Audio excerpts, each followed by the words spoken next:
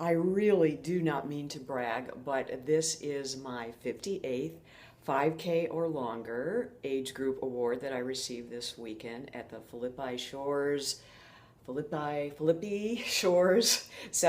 run in Sarasota, Florida. And it was 4.3 miles, in case you were wondering about that. And I am always amazed when I get these, and I'm wearing my obnoxiously bright shirt that says "Eat Vegan on $4 a Day," name of my first book. And people will come up to me and say, "You can't run on a vegan diet, or you can't run in the Olympics, or compete eating a vegan diet." And I'm going, "Hello, yes, you can." And I've been doing it for the better part of 32 years, not consistently all those 32 years, because I did receive some misguided misinformation along the way. But for the last, since, let's see, we moved down to Florida in 2003, and that was about the time when I was diagnosed with hemorrhaging fibroid tumors, and the doctor said, "Oh, you need a hysterectomy." And then my OB, who was a closet vegan, goes, "Really, go back to that vegan diet and call me in the morning." So yeah, I did that, and I have not looked back since. And it's amazing how much energy and strength I feel that I continue to have, even at my ripe old age of 60, on a vegan diet. So I kind of joke that winning these awards now is just about showing up, because it really is amazing how many people my age are not able to continue doing this, or how many people, I've also met folks like this, who really have made it a career being an athlete at my age, because they really see that as a way to be present for their children and grandchildren, which is certainly a very valid, that's my number one motivation too. And I don't sell anything, I'm just looking for the truth about food. And my parents, as you've probably heard me say a few times, were so sick and diseased when I had children, they were not able to lift my kids, let alone babysit them. So that is the main reason I have intensely been on this journey for a while, and to try and figure out what works. And as a personal trainer and running coach, I certainly have found that sometimes different things work for different people. What worked for you at 40 or 20 may not work at 60. So we all have to experiment a little bit and see what is the best thing for you. And if animal rights is your number one priority, then you will not be veering from this course one bit. But even if you are motivated as an ethical vegan, which is the phrase that describes people who have that as their number one priority, it doesn't guarantee that you won't have any health issues either. So we all have to deal with these things as they come up and try and figure out what works.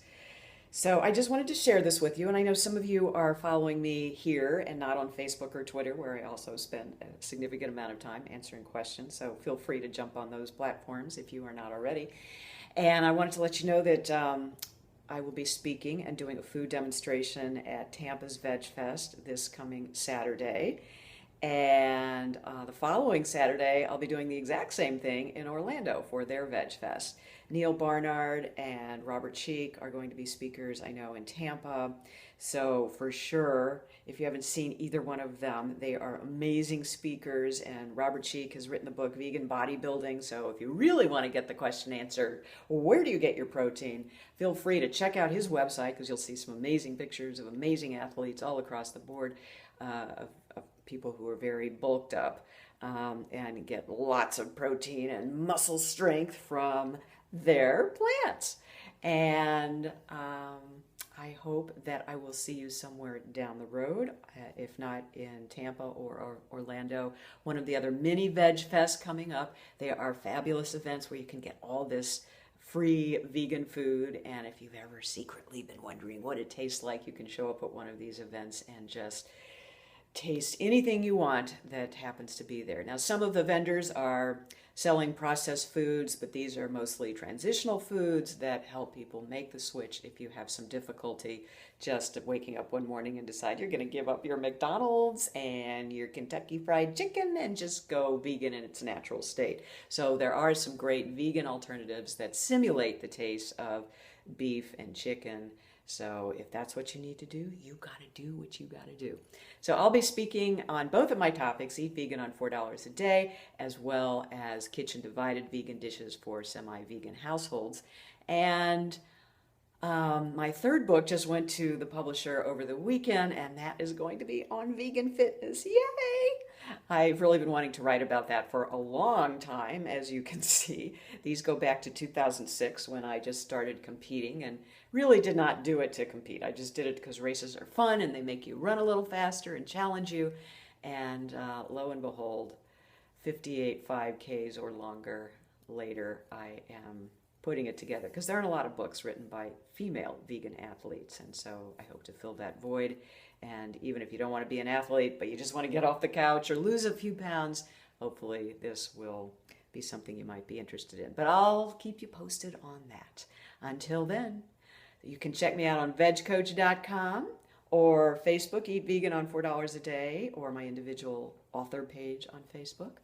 And I also make sure that all of my Facebook posts tweet, so you won't miss me if you just happen to be only on Twitter. It's like, how much social media can we do? But maybe I'll see you on the road somewhere or just online. Feel free to find me on my website, vegcoach.com as well. Till then, gotta run.